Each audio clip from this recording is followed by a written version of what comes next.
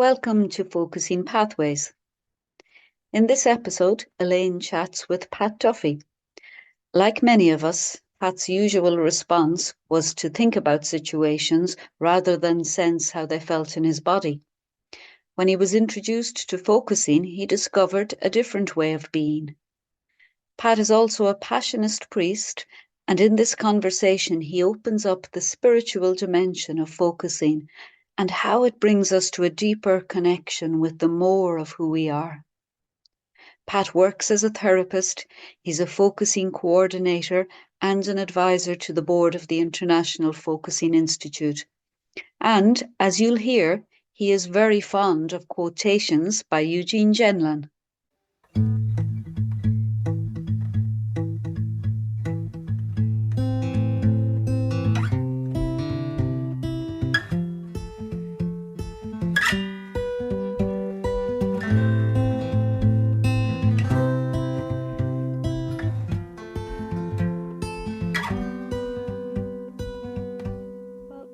Hello, Pat.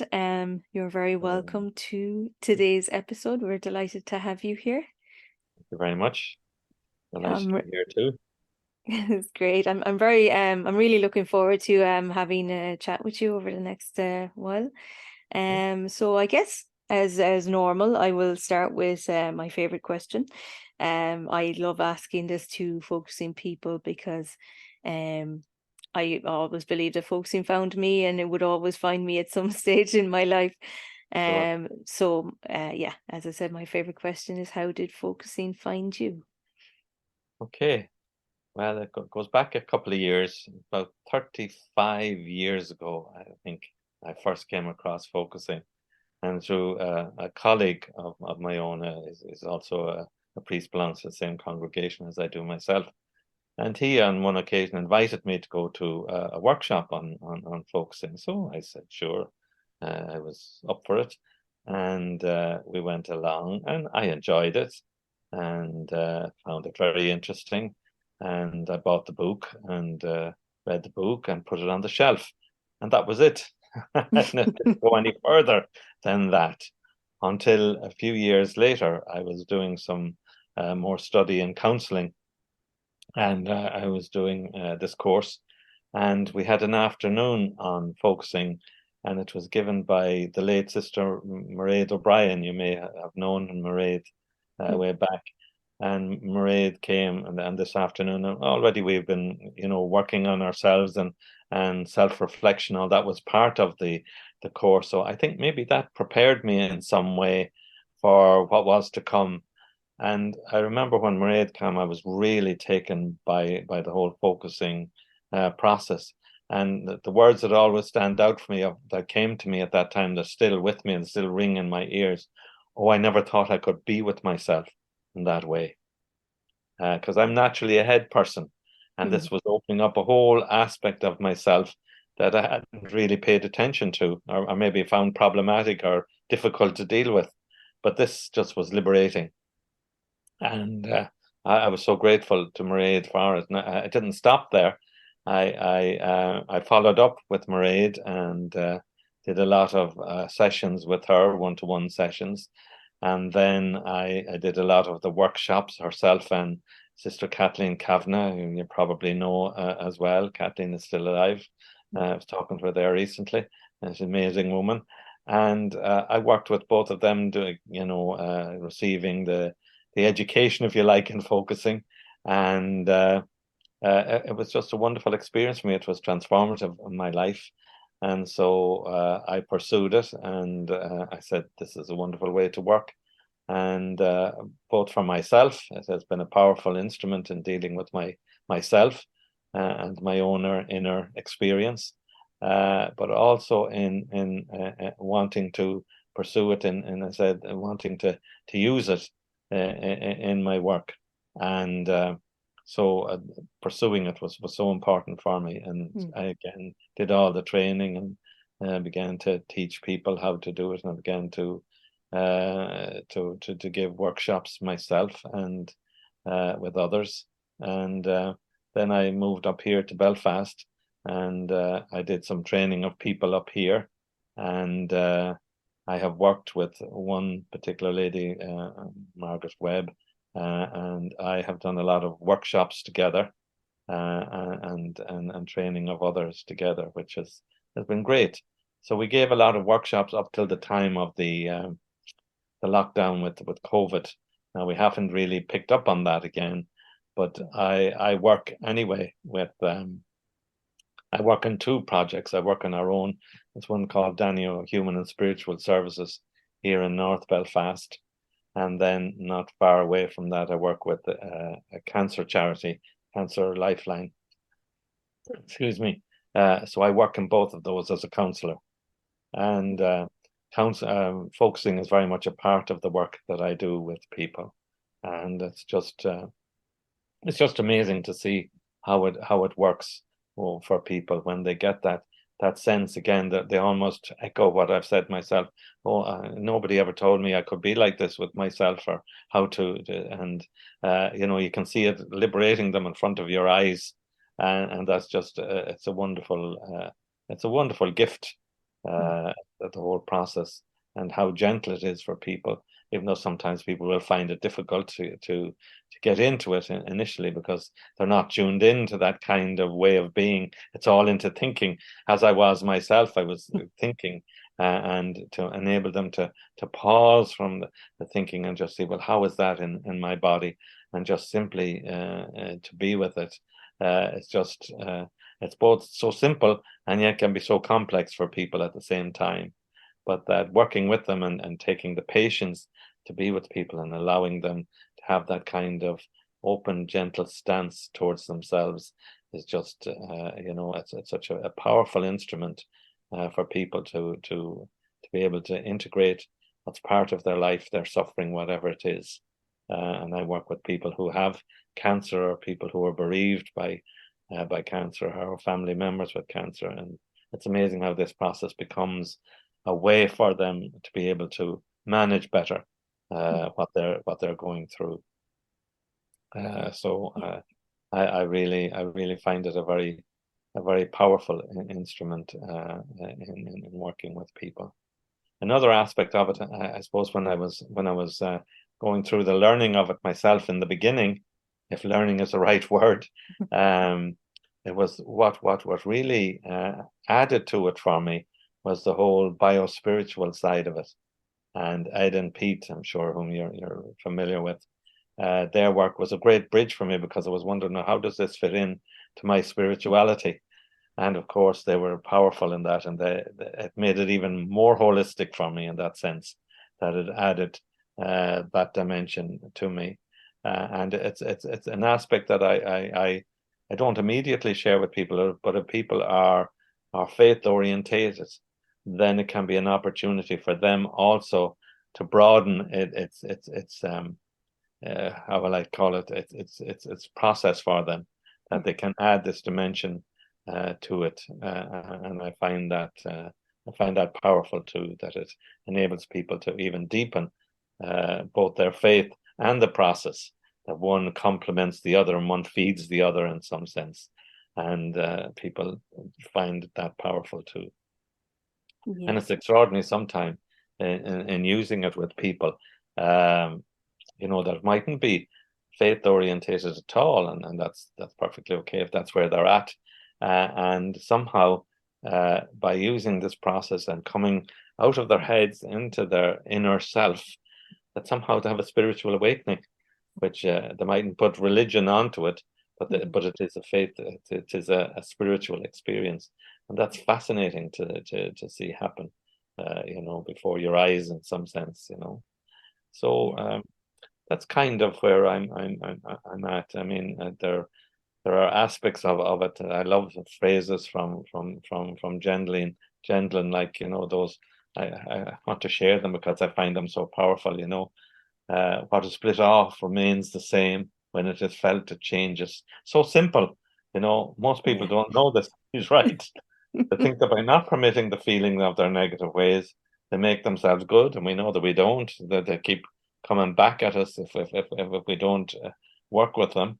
On the contrary, that keeps, as he says, negative states the same from year to year. A few moments feeling it in your body allows it to change. Not just incredible. It sounds so simple, and I know it's challenging for people at times. Some people can get into it very quickly, and other people it takes time. But it's worth waiting for people and helping them to be patient with themselves until that happens. And when it happens for them, then they're off. Yeah. They don't need any further explanation when they experience it for themselves. And it's amazing, Yeah, that's incredible. That's one of my favorite quotes as well, and that's the one I use anytime I'm explaining, trying to explain focusing to people, because it's very hard to put into words because it's such a felt experience. It is, yes, and that unclear, fuzzy feel of something. Yeah. People don't know what you're talking about in some sense, and that's understandable.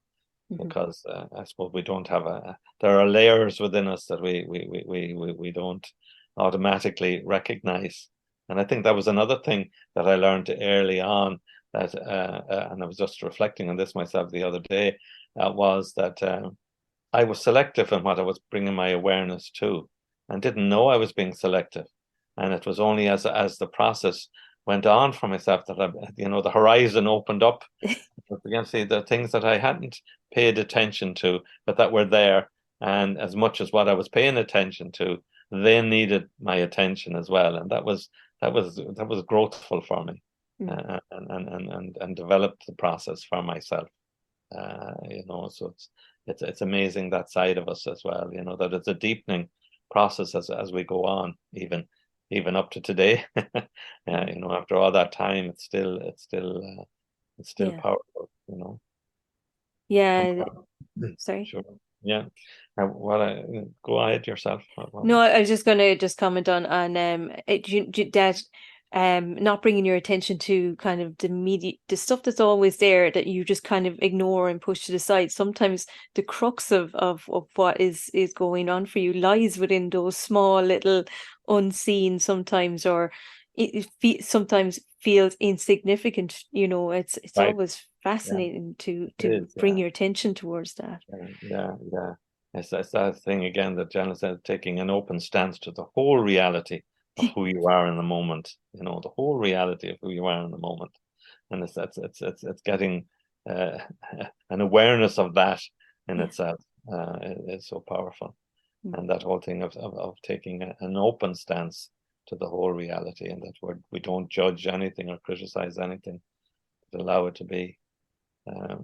There's a lady at the moment, I don't really have heard of her. She's not focusing, but it's very close to focusing. She's into the whole neuroscience, Janina Fisher, and she talks about the parts of us, and she says when something comes up for us, and what we would say in focusing, an interested curiosity without judgment, and she would say, isn't that fascinating that comes, and using that kind of language. And when you use that with people, they're kind of startled, having an interest or curiosity, and isn't it fascinating, that whole opens up a relationship with something that maybe they're so close to that they can't even see that they're that close to it.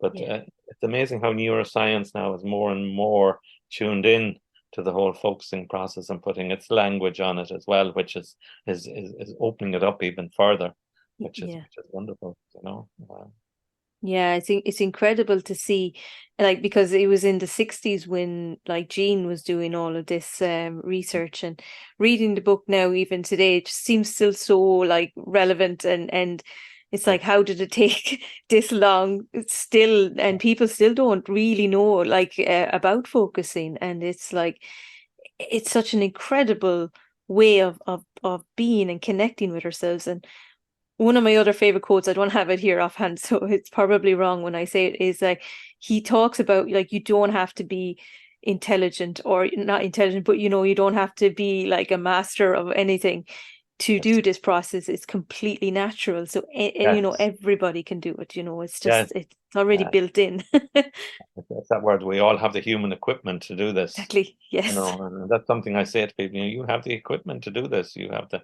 natural. Everybody has it. It's you don't have to buy it or shop for it. It's already there. It's just discovering it in some sense, you know. Yeah, it's like you don't have to learn it. It's just you just need to I suppose learn a way of tuning in, but the very minute you find that, you know, your Yes. body shows you the way. So It is amazing. And it's amazing how people are different, that some people images comes to them or colors, and for others yes. it's words, and that, you know, it's such a open kind of process to all of the human experience, Yeah. and the way the body speaks to us in its own language. It's Yeah. fascinating. Yeah, And yeah. it really shows the diversity between everybody, you know, and all the different, how we're all so different, but yet very similar at the same time. Yes, It's absolutely. incredible. And I love that thing that Jen Lynn says, you know, it's another quote from what that, which I love, and you probably use this one yourself too. Whatever is true is already so. Owning up to it doesn't make it worse. Not being open about it doesn't make it go away. But because it's true, it's what's there to be interacted with. Anything untrue isn't there to be lived. People can stand what is true, but they are already enduring it. I think that's an incredible statement too. And I think it's so important when people are frightened of something within themselves. Yes. You know, it's helping them to think, well, whatever's true is already so, and you're already enduring it. And just can we be with it in some gentle, compassionate, you know, only minor steps. You don't have to go rushing into it, but even at a little distance. If it's difficult to be with, staying with that difficulty of being with it, and that helps people somehow to grasp that more. I think as you repeat it, even if you have to repeat it for them until they actually get it, but they do. You know, which is wonderful. Yeah. It's Yeah. it's that it's like that finding its own way, you know. So like you might want to deal with something, you know, but you've set in all your intentions aside first, and let the body guide you, as opposed to you jumping straight into the middle of it. Yes. It's just those small little steps along the way that really Yes. open up. And I think that as you say that, what's striking me sometimes, what people is difficult for them is to allow that to happen, to trust the body, that the body knows how to be with something that's going on inside us. And that's a whole new learning, I think, for us, because we've been so geared towards the head as being the problem solver. And in some sense, of course, the body, the head has its own take on things, and thinking is important. But that there's another dimension to us, there's another form of knowing within us that we haven't been really tuned into, or hasn't been brought up for us until we come across this process, and how freeing and liberating that is, in a way of being able to live and manage what our issues in life. It's wonderful.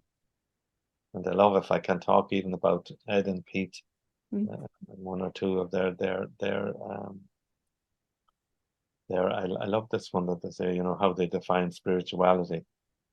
Refers to a bodily felt awareness, not an abstract concept or ideas.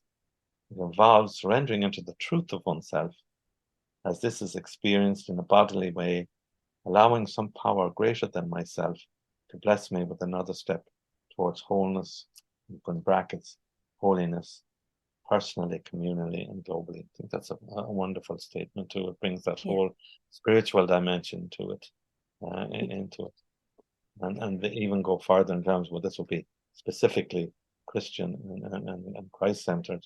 You know, if Jesus could be an encouraging presence, accompanying the person as he or she enters into and owns real inner feelings, then this could be a prayer that leads towards healing and wholeness. Here, there is no avoiding or denying what is real. There is an openness to the surprise of grace working at the heart of what our fear or avoid most inside ourselves. I think those are powerful for people of faith who would be open to that. It's another aspect of it that can be enriching for people as well. Yeah, and I'm wondering, like, is it? It must be. I suppose, you know, for people with faith, having that to almost catch you, you know, Yes. that trust in grace, you know, and that Yes. trust that it's being held. Yes. It must be a little bit easier. I'm Yeah. wondering, is it, you know, just to, because when, you know, you're like, oh, because you have that faith and you have that trust that you're not holding it on your own. You have this other, like, a source or power, and it's like Encouraging presence as presence. Yes. Mhm. Yes. Yeah. Yeah. Yeah. It is another aspect of it, another dimension. If people are that way inclined. Sure. Yeah. And have you found, you know, working with, like, you don't need to say so much, but like working with people with faith, have they taken to focusing a little easier in terms of being able to go deeper or trust more, or? Yeah, I think it has for people whom say in the context in which I've been working with them. You know, I'd be coming at it naturally from a focusing process. Mm-hmm. But if I discover then that there are people of faith and have prayer, I will open this dimension to them, and they find that helpful to them in also being with what's difficult, whether it's the disease or whether it's grief or whatever. That this adds, it's a consoling dimension and also a helpful way for them to be what's real for themselves, that's painful and difficult. You know, that rather than, if you like, their religious faith as being something separate from this. In fact, it's part of it. It's part of it. And there's a lovely quote. Here I go. I'm going mad with quotes. We welcome quotes. One that I love from Ed and Pete. It's in their book, Rediscovering the Lost Body Connection Within Christian Spirituality. And it's just one little sentence. Feelings therefore present themselves as our doorways into the felt meanings we seek. Sorry, let's say that again. Feelings therefore present themselves as our doorways into the felt meanings we seek. They offer a precious opening or entry into felt senses, which lie deeper within our body's knowing. I think that's the road to spirituality in some sense, but so succinctly, if you like, you know. That even if it's not specifically religious, it's spiritual, into that deeper knowing within ourselves. Yeah. Yeah. So whether people are religious or not, it leads them into that deeper meaning of life for them, some sense. You know. The kind of connection, there's a more of a connection to more rather than just being yourself. Just a sense that something else is supporting you. Or, I found that too. I mean, in terms of, I felt less alone, I guess. Yes, yeah, and that reminds me of another. Here I go, another quote from Jen. Then, you know, experience is a myriad richness. You know, we think more than we say, we feel more than we think, and we live more than we can feel, and there is much more still. And I think that captures what you're saying there. You know, puts it in those kind of words. I think it's that more, that there's more than we think, more than we feel, more than we can imagine. There's much, much more. There's all of that and more. And I think that's the whole opening to the spiritual dimension in some sense. And then for some, that's the more. Yeah. Which is wonderful. Truly, yeah. Mm.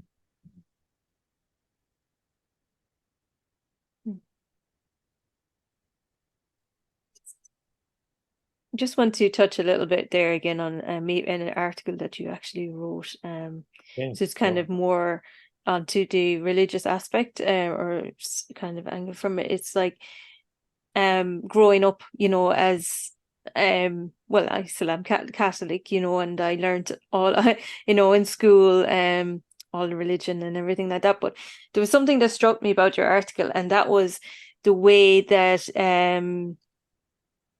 Jesus is, I guess it's how it portrayed, you know. So when I was younger, it was portrayed that Jesus only felt weak once. And it was like, oh, he only did it once. It was like something about only. And but reading your article, it was a quote from Paul. It was, my grace is sufficient for you, for power is made perfect in weakness. For whenever I am weak, then I am strong. And you go on, you speak a little bit about that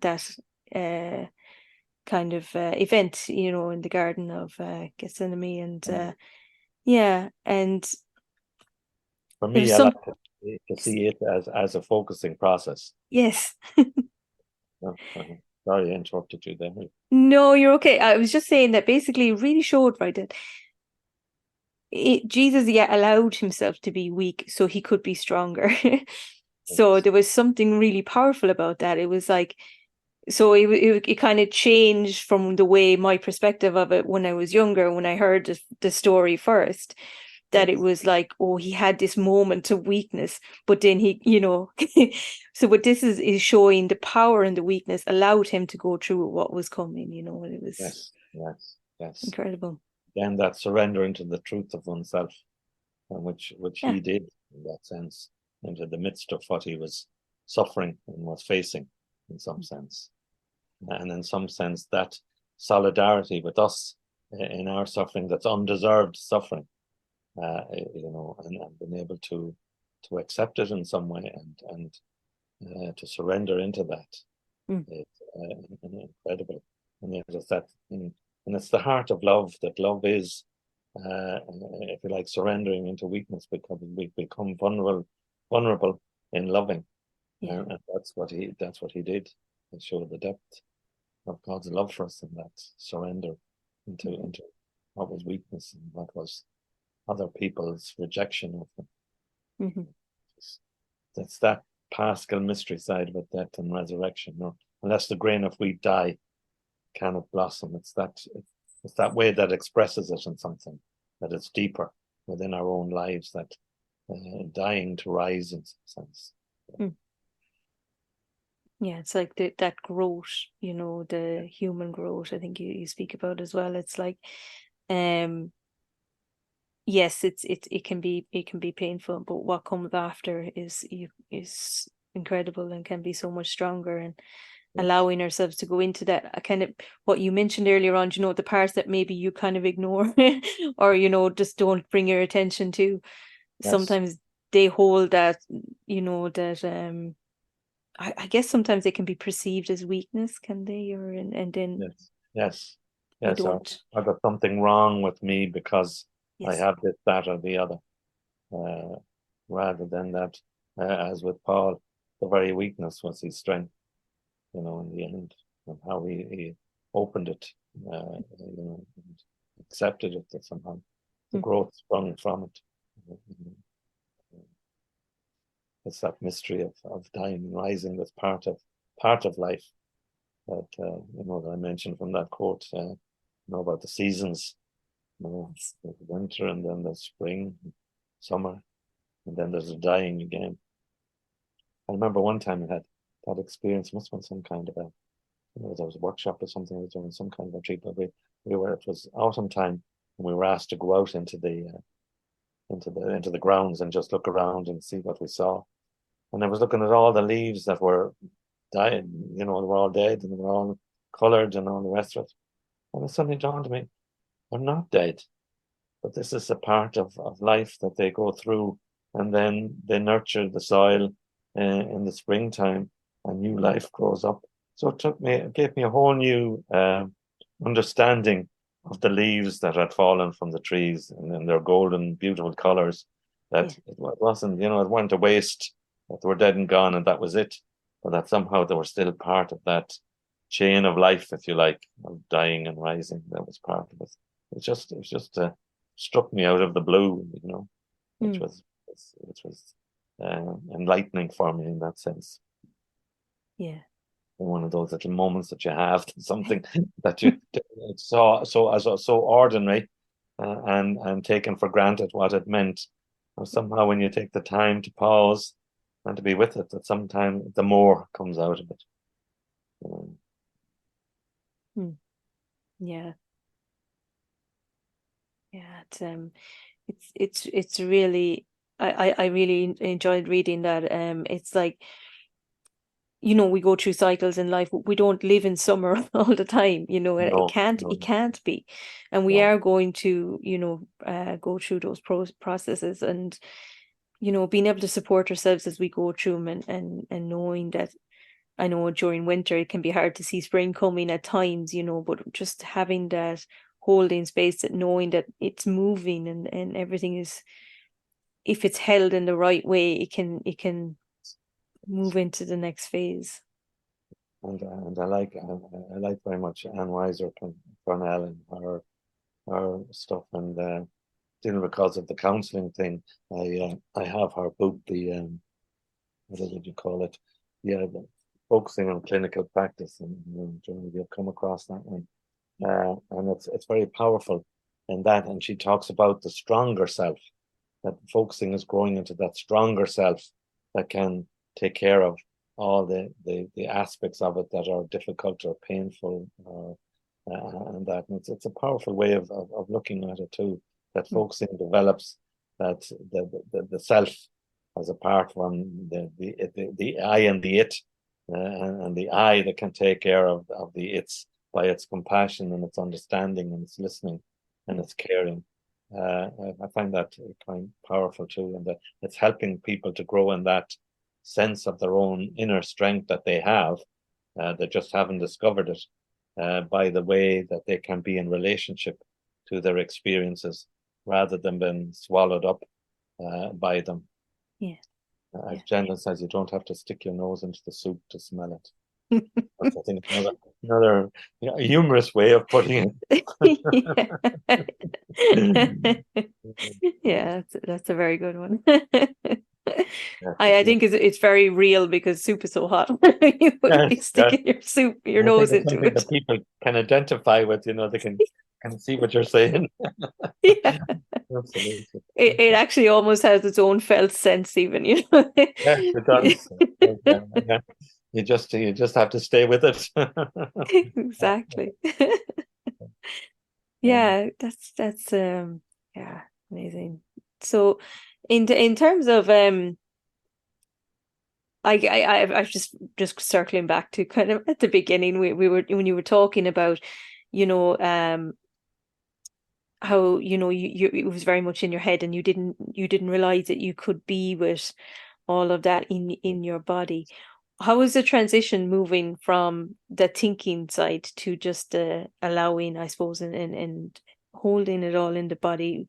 Was it just all of a sudden something clicked, or was it a slow process? I would have to say it's a continual process, because Continue. my natural tendency is to go to the head, Hmm.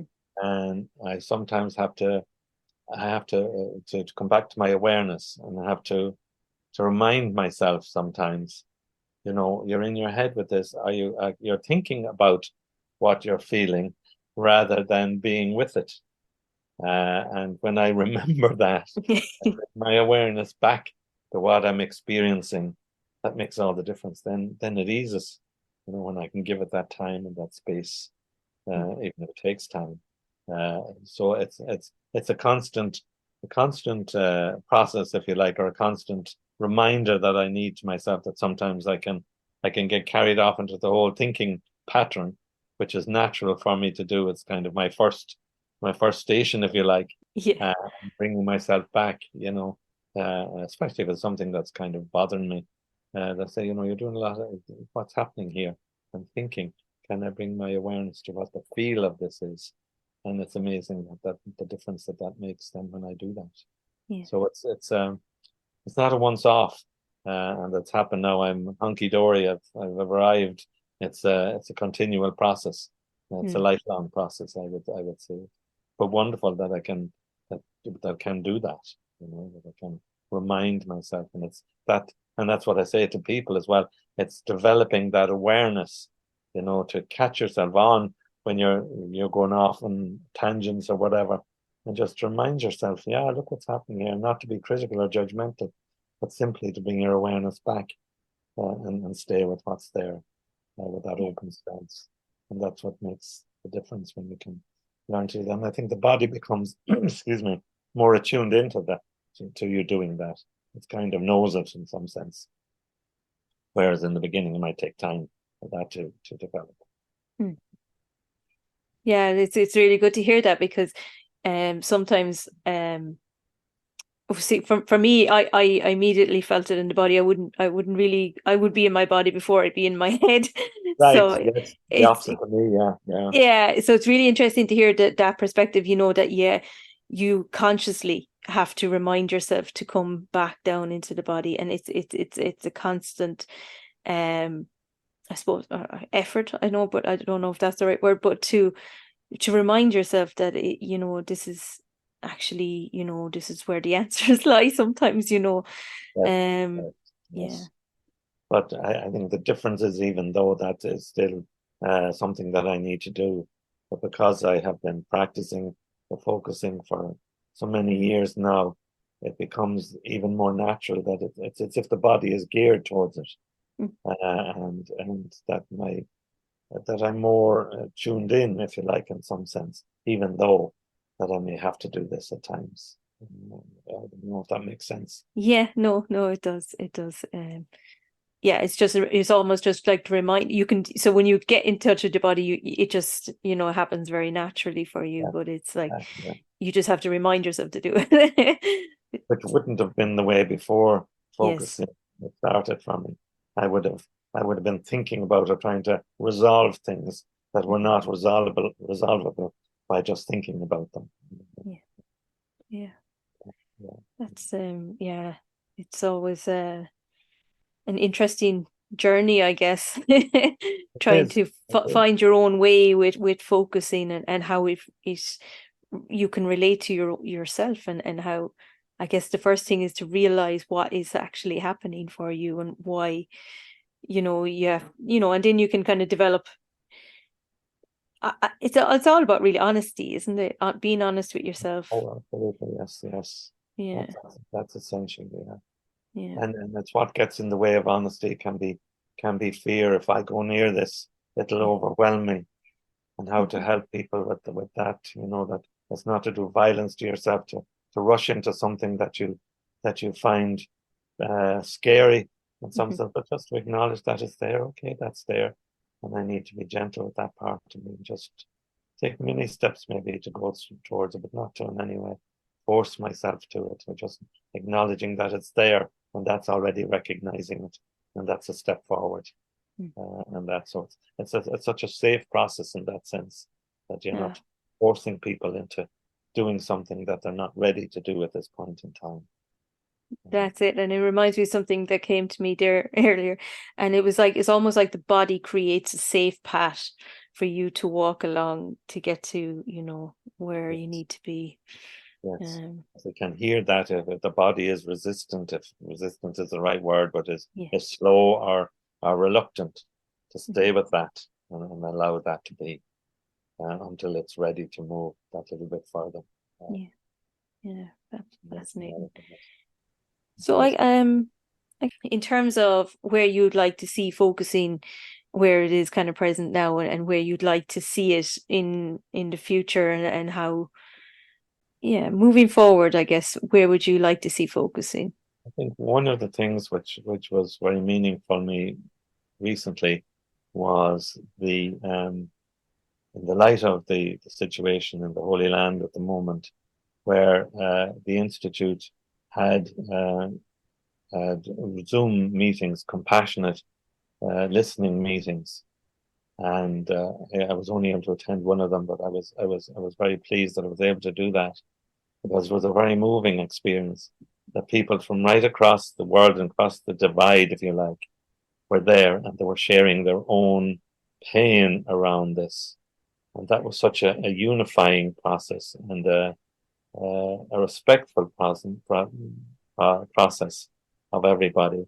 And it just, for me, it highlights the potential that focusing would have of bringing us together in the world, and of making a very difference to the way that we live in this planet. So that's the dream, in some sense, that I'd love to see developing further. But it's wonderful because my experience now in this last year, I've been an advisory member to the institute, the board of the institute, and seeing how focusing has developed over the years and across the nations, across the world, all different, cultures and all the rest of it. It's wonderful to see that happening, and that would be a hopeful sign for me that the focusing can develop in that international way across the world, and that can help to make a difference to the way we live on this planet. Yeah, it'd be so powerful, and I love the way it's so international as well. Like a lot of my focusing partners don't even live in Ireland. Wonderful. It's incredible the way the connection. It's like you don't have to have stuff in common. It's just the common is humanity, isn't it? That's what you have. And I thought that was very moving at the day that I attended. It was the beginning of the week long in Dublin there in June, and people talking about even focusing with people who didn't have the same language as the guide, if you like to put it that way, and yet they could enable them to focus with whatever the words that they were using. I thought that was just amazing, that to that extent that focusing can work even with people who have a different language. It's powerful, really. Yeah, it's more about the presence than words, isn't it? It's about somebody showing up. Yeah, there's much more communication than words, and presence again, the kind of presence that we hold with people, even if they don't understand their language or we theirs, that something happens, something more. Again, it's that interconnectedness that we all share as human beings. And even for the planet. Yeah, it's like that whole, the bodies, know the situation before we even realize what we're doing. Yes. That there's an intelligence that's more than the mind intelligence in us. And that's fascinating. Yeah. Well, thank you so much, Pat, for taking the time to have a chat with us today. And I enjoyed it. Just wonder, is there anything you'd like to maybe you would have liked to have said earlier, or anything that's kind of that you would feel like you'd like to share? Maybe another quote, maybe, or done well on the quotes. Yeah, no, I'm just checking. Just wanted to make sure it feels complete for you, and it quote isn't from somebody anything. who's not a focuser, Sure. but who I think says something very powerful. And again, it's kind of on that religion. I'm sure you've heard of Richard Rohr, the Franciscan, who has this center in the States for contemplation and action. And I came across a piece once, which I just was mind-boggling. It says, if you want to find God, then honor God within you, and you will always see God beyond you, which is only God in you who knows where and how to look for God. Does that bring us back to our own center? Yeah. But that's from where we seek God and where we honor God from within. So honoring ourselves from within is so important. It's that thing, and it was Carl Jung that said something to it, and Weiser Cornell quotes this, the gospel thing of love your enemies. And he says, but what if the enemy was in, then what? Which is a tremendous opening. But sometimes we can see what's in as an enemy rather than a part of us that needs our befriending. Exactly. When we're befriended, what happens?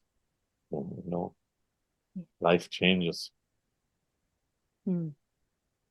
Yeah, life changes. Yeah. Life changes, we change. Thank you, Pat. You're very welcome. That, I feel like we shouldn't say any more. Life changes seems like a good way to end it today. Yes, absolutely. So thank you very much for talking to me, and I enjoyed the chat.